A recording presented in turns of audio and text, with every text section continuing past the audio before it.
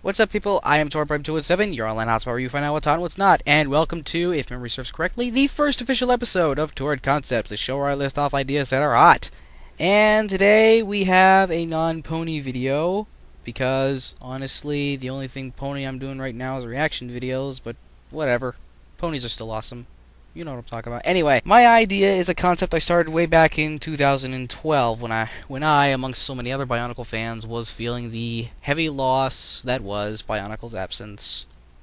My idea was that Fourth World would be literally taking place on a fourth Bionicle world, because at the time, the way I saw it, there were three worlds: Aqua Magna, Bottom Magna, and Barra Magna. The fourth world would be an unknown world way off in some other galaxy, blown away by the first great cataclysm called Xenoterris. Naturally, of course, this would be Spheros Magna's twin planet, and the beings there would pretty much be Galtorian and Agori, but with some noteworthy differences. The idea behind this concept was that it would be a community fan project. It was a way at the time to continue the then discontinued Bionicle universe. The whole purpose of the fourth world, so-called, was so that fans could pour in all sorts of ideas that just honestly wouldn't be compatible with the Bionicle canon, but at the same time still be in the same universe, so there could be some noteworthy contributions to the present world of Spheros Magna. It's a way of continuation and universe expansion without really giving it completely to the fans, because a thought of mine at the time was, if this idea became popular enough, then LEGO might actually reboot the Bionicle universe, making it a continuation and making any changes to Spheros Magna canon, and possibly even Xenoterris. Honestly, a false hope at the time, but now, the more that I think about it, the more I realize that this idea could work. Not as official marketed canon or anything, but definitely as a fan community project. Now, it's come to my attention that a lot of people don't like the Bionicle reboot, and I can understand that. Although, I must say, I am really liking how this new interpretation of Bionicle is starting, and need I remind pretty much everyone else, the original Bionicle didn't have such a very strong start either. It only really got a lot of hype because it was revolutionary for LEGO at the time. But whatever, let's not criticize either series. In my opinion, they're both great, but that's beside the point. My point here is that I am re-establishing this project. I originally started this back in 2012 on my DeviantArt account, but it didn't really get a lot of traction. I got like one contributed idea, and that was it, and it wasn't really something I could use at all, honestly. It was a fun idea to play around with, but yeah, I couldn't really get anywhere with it. Nothing so much on hand. So anyway, Fourth World is a fan community project thing that you can contribute to in however which way you want, and if you don't like the current Bionicle reboot, then you can always go to Fourth World, because technically speaking, Fourth World is, in my mind, still taking place in the original Bionicle universe. However, of course, most of the focus here will be on Xenoterris, and a lot less focus than before will be on Spheros Magna. But again, this is a way to contribute any new Bionicle ideas you want into the world. You can call it canon. At least in this world, anyway. So, it's kind of more or less like sort of Bionicle Dungeons and Dragons or something. Or more accurately, like LEGO Universe, or what LEGO Universe tried to be. However, there is an actual story to this. Okay, the story here kind of falls around a group of 6, because, you know, that's Bionicle's thing. Well, more or less a group of 6, and each one is of a different faction. Again, that's just Bionicle's thing. The lead character is this red guy who I call Traxxas. A sort of knight in shining armor type character, but also with a hard rogue edge. His right arm is completely mechanical, and he carries 2 swords, neither of which were originally his. One he got from besting a guy in a duel, which has a laser crystal that can fire, well, lasers obviously, and the other one is a solar blade. The much larger one is the solar blade, which can rejuvenate his energy which rejuvenates his energy and fighting prowess whenever he's in sunlight. So the story with Traxxas here is that he has amnesia. That's the thing with Bionicle, and well, I figured, why the heck not? Of course, he's the only character to have amnesia, at least thus far. So anyway, the story here is that Traxxas goes around a sort of pilgrimage to try and figure out who he is, joining with him these other characters along the way, including an Agori-esque character who is basically Barracks, but less of a goof up. The short blue guy here with the lightning staff is Arcen. Arcen. Arcen.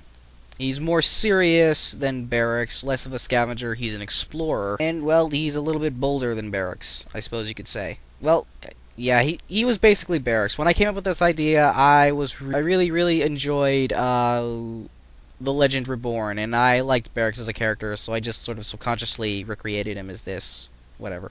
So anyway, they're going along, and then there's suddenly the rise of these shadowy sorcerer figures called Dark Lords. Yeah, I know, like, totally original, right? But anyway, these guys, their motivations are a complete mystery. Nobody knows what they want. Some of them stick to the shadows, some of them show up, offer peace, some of them show up and conquer lands. Nobody knows what they want, but it's presumable that they all have the exact same agenda. And the story just sort of goes off from there. I haven't really thought up a straightforward story to it yet, but I figure it's something. Okay, so other characters are not limited to including Gehi. He is of the Earth faction. There are elaborate prefixes to state what element they are, but I forget them all. Probably for the best. Anyway, Gehi is sort of the mellow dude. He carries a hammer. He also has to wear these special light goggles because he spends too much time above ground, and therefore his eyes don't work very well underground. Which is kind of bad because most of his people live underground, so yeah, you get where this is coming from. Another character is the short but honorable and fierce warrior Bagak. He's also blind, but nonetheless he's a very good warrior. All of his senses have been heightened, so he's basically sort of like the blue dwarf version of Daredevil. And then there is the contrastingly tall and somewhat awkward Yanin, who carries a laser spear, as you can see here. The face you see on him is not actually his face. That is a mask he made because his actual face is kind of ugly. That's really all I can say for him for now. This Skakti-esque bug thing is Nelgez. He has storm powers. He's not nearly as treacherous as the Skakti, he's part of the group. Though he does have, as you might imagine, a hard, sarcastic edge, and does often make fun of a lot of the characters just because. And then we have another more prominent character who is the second one after Arcen, who Traxxas first meets. Rylek is of the Stone region. She's an archivist, and she eventually gets powers over sand. Oh, another thing I should mention is that beings in this world, like Lictorian, don't automatically have elemental powers. I know I said Nilgaz has storm powers, but that's kind of normal for his species. And in terms of recurring villains, besides the Dark Lords, we also have the Wakura. Wakura are basically fierce, terrifying drone-like creatures. Similar in nature to the Batera, only where the Batera are kind of scary in a very cool kind of way, the Wakura are just flat-out terrifying because of their blank faces and absolutely stone-cold nature. There are two kinds of Wakura. The kind that have the claws, and they're more ninja-esque. And then there are the so aptly nicknamed armed Wakura. Because, you know, they're armed. They have armaments on their arms. It's a really bad joke, but I'm just going with it anyway. Anyway, these guys will shoot at anything they perceive as a threat. Or if they want to kill something, they will shoot at whatever, cause they will shoot wherever. Like, for instance, If they can't shoot at you to kill you, they will shoot at something which will inevitably start a chain reaction that will kill you. The Wakura are also smart, but they're also kind of very annoying. Well, they're scary, they're also very annoying. These things have an unknown origin. Nobody knows where the Wakura come from. They just show up randomly, sometimes in packs, sometimes alone, sometimes 2x2 or whatever. Sometimes in completely random places, sometimes guarding something, sometimes they have a purpose, sometimes they just want to kill, and in even creepier situations, sometimes they will actually be helpful.